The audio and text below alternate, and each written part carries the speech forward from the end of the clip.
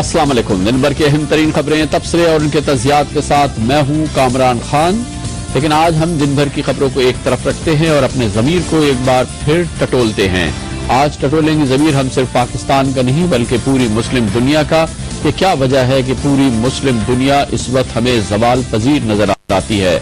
उस वक्त जब पूरी दुनिया में तरक्की की हवाएं चल रही हैं, अक़वाम दिन दूनी रात चौगनी तरक्की कर रही है, तहजीब में भी, तालीम में भी, तरक्की में भी, तहकीक में भी, माशरती उलूम में भी, माशी उलूम में भी, इक़्तिसादियात में भी मुस्लिम दुनिया क्यों पीछे नजर आती है, बल्कि क्यों पीछे की तरफ जाती नजर आती है। मुस्लिम दुनिया में सिवाय चंद एक अक़वाम को छोड़ के पूरी मुस्लिम दुनिया एक ही तस्वीर नजर आती है, और वो है इन्हितात की तस्वीर, ज़वाल की तस्वीर। यह हमें मानना होगा कि अगर तालीम का मामला है उसमें पीछे अगर कोई नजर आता है तो वो मुस्लिम दुनिया के ममालिक, तरक्की का मामला हो उसमें अगर कोई पीछे नजर आता हो तो वो मुस्लिम दुनिया के ममालिक, टेक्नोलॉजी की तरक्की की बात हो, जदीद तहकीक की बात हो, मुस्लिम दुनिया के लोग कहीं नजर नहीं आते।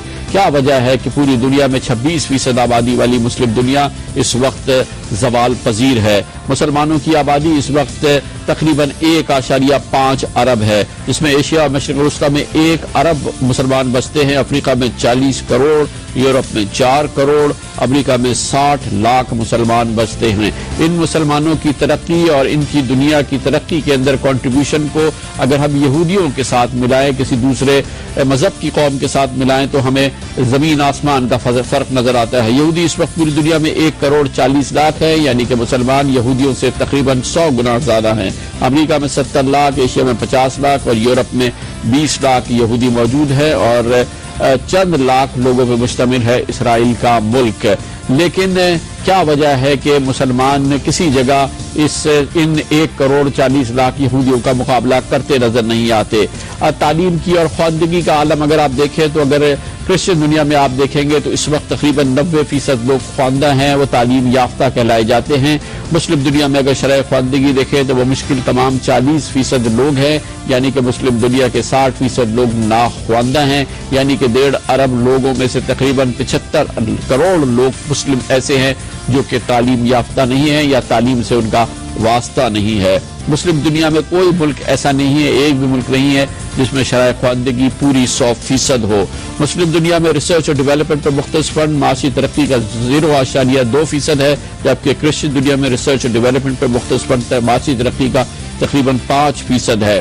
पूरी मुस्लिम दुनिया में सिर्फ 500 यूनिवर्सिटीज हैं, जबकि अमेरिका में 5758 और भारत में 8407 यूनिवर्सिटीज हैं।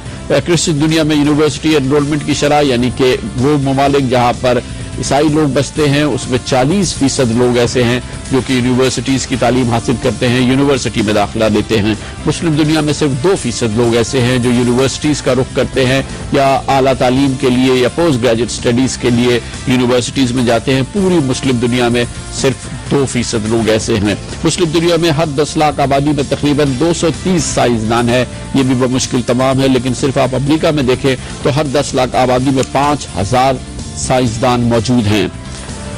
टेक्नोलॉजी की बात करें या तिजारत की बात करें, मुस्लिम दुनिया कहीं से नजर नहीं आती। टेक्नोलॉजी की एक्सपोर्ट अगर देखें मुस्लिम दुनिया में, पाकिस्तान से टेक्नोलॉजी की मसनूआत का कुल बरामदात का सिर्फ 0.9% है। सऊदी अरब टेक्नोलॉजी की मसनूआत की कुल बरामदात सिर्फ 0.2% है।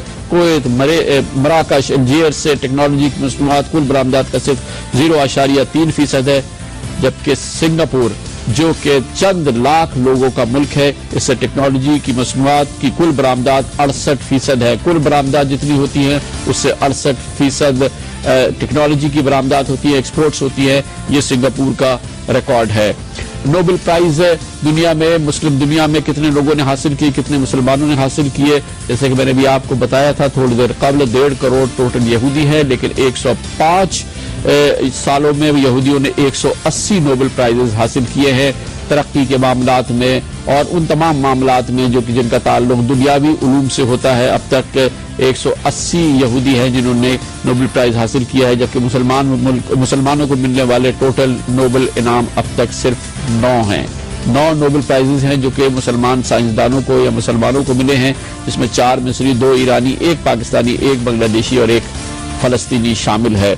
इन्हितात है, ज़वाल है उस उम्मा का जिसके लिए कहा जाता था, जिसके लिए कहा गया पहला سب سے بڑا پیغام اس کے لیے یہ تھا کہ پڑھ، تعلیم حاصل کر، اور پڑھنے کی جو جتنی بڑی اور تعلیم حاصل کرنے کی جتنا اسٹریس اسلام نے دیا، مسلمانوں کو دیا، وہ شاید ہی کسی اور مذہب نے دیا ہو، لیکن ہم پہنچے ہیں کس جگہ پر؟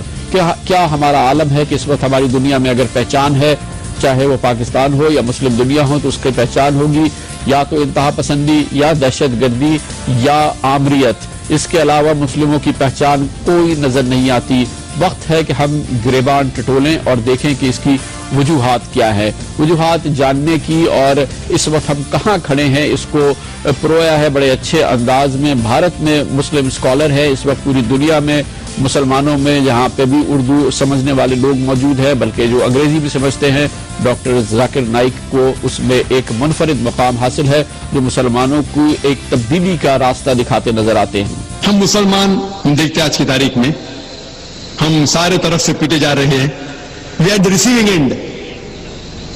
اس کی وجہ ہے، ہم دیکھیں گے پہلے مسلمان اوپر تھے، چاہے وہ سائنس کے میدان میں ہو، چاہے وہ کوئی بھی میدان میں ہو، مسلمان اوپر تھے، کیونکہ اس وقت ہم قرآن اور حدیث کے قریب تھے۔ آج ہم قرآن اور حدیث سے دور ہیں، تو آج ہم پیٹے جا رہے ہیں، کیونکہ آپ اور ہم مسلمان قرآن اور حدیث سے دور جا رہے ہیں۔ جب ہم قرآن اور صحیح حدیث پہ عمل کرنے لگیں گے تو انشاءاللہ پھر سے ہم مسلمان اپنا سر اٹھا کے چل سکتے ہیں۔ آج مسلمانوں کا زوال کیوں ہے؟ تعلیم، ترقی، تحقیق میں مسلم دنیا، مسلم اقوام، مسلم ممالک کیوں نظر نہیں آتے؟ یہ جاننے کا، یہ تلاش کرنے کا، اس کو ڈھونڈنے کا سفر ہم آغاز کریں گے ایک کمرشل بریک کے بعد، جب ہمارے ساتھ ہوں گے مسلم دنیا کے ممتاز سائنسدان اور پاکستانی جناب ڈاکٹر عطاء الرحمان۔ اشرفی صاحب، آپ کو میں اس گفتگو میں شامل کرتا ہوں۔ آپ فرمائیے گا کہ اقوام کئی منزلیں آگے بڑھ رہی ہیں، ایک بڑی تیزی سے ترقی کا سفر جاری ہے، مسلمان اگر اس میں کہیں نظر نہیں آ رہے تو آپ کے نزدیک کیا وجہ ہے؟ ڈاکٹر مہدی حسن صاحب فرماتے ہیں کہ ہم نے اپنے دین کو اور اپنے پیغام کو، اور جو پیغام تھا ہمارے دین کا، اس کو ہم نے وقت کے لحاظ سے سمویا نہیں، اس کی روح کو اور اس کے پیغام کو محفوظ کرتے ہوئے۔ آپ کیا سمجھتے ہیں کہ یہ ایک بڑی وجہ رہی؟ بسم اللہ الرحمن الرحیم۔ میں سمجھتا ہوں کہ ڈاکٹر صاحب نے جو بات کہی ہے، میرا خیال ہے کہ ہم اپنے معاشرے میں اور اپنے لوگوں کو مسلم دنیا میں یہ بتانے میں کسی حد تک ناکام رہے ہیں کہ ہمیں معاشرے کے ساتھ ساتھ چلنا ہے، اور معاشرے کے ساتھ چلنے کا قطعاً یہ مقصد نہیں ہے کہ آپ اسلام سے دور ہو جائیں گے۔ اسلام تو ضابطۂ حیات ہے، اسلام تو آگے بڑھنے کا درس دیتا ہے۔ جیسا کہ آپ سنتے ہیں، ایک حدیث ہے، ہمارے اب کچھ حضرات اس کو کہتے ہیں کہ یہ ضعیف ہے، لیکن رسول اللہ صلی اللہ علیہ وسلم سے منسوب ہے کہ علم حاصل کرو چاہے تمہیں چین جانا پڑے۔ تو اس دور میں چین میں قرآن و حدیث تو نہیں پڑھائی جاتی تھی نا، قرآن و حدیث تو اس وقت مدینہ منورہ میں موجود تھی، مکہ مکرمہ میں موجود تھی۔ تو کیوں کہا رسول اللہ صلی اللہ علیہ وسلم نے؟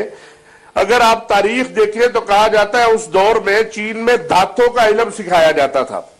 تو اسلام تو علم کے معاملے میں آگے بڑھنے کی دعوت دیتا ہے، لیکن ہماری بدقسمتی یہ ہے، اور اگر ہم پچھلے 100 سال میں دیکھیں تو جو چیز بھی کوئی نئی آئی، بجائے اس کے کہ ہم اس پہ تحقیق کرتے، ہم نے اس میں سازش کا پہلو ڈھونڈنا شروع کر دیا۔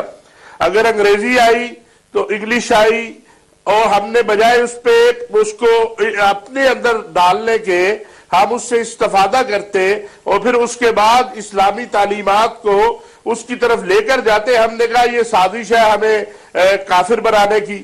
تو جو ہمارے اندر یہ ایک پہلو آ گیا کہ ہم ہر چیز کو یہ سمجھنے لگ گئے ہیں، اور یہ سمجھتے آ رہے ہیں ماضی قریب سے بھی اور بعید سے بھی، کہ جو بھی نئی چیز آئے گی وہ خلاف اسلام ہوگی۔